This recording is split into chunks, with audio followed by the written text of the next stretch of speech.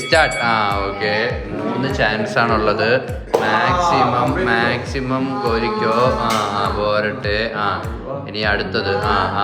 ആലോചിച്ച്. ശരി, ആലോചിച്ചാണ് എടുക്കുന്നത്. അത് പോയി 3 കഴിഞ്ഞ് അവിടെ നിന്ന് എടുത്ത് 3ാമത്തെ നീ ഇപ്പൊ ഉരുട്ടി. അത് പോയി കഴിഞ്ഞ്. എണ്ണിക്കും.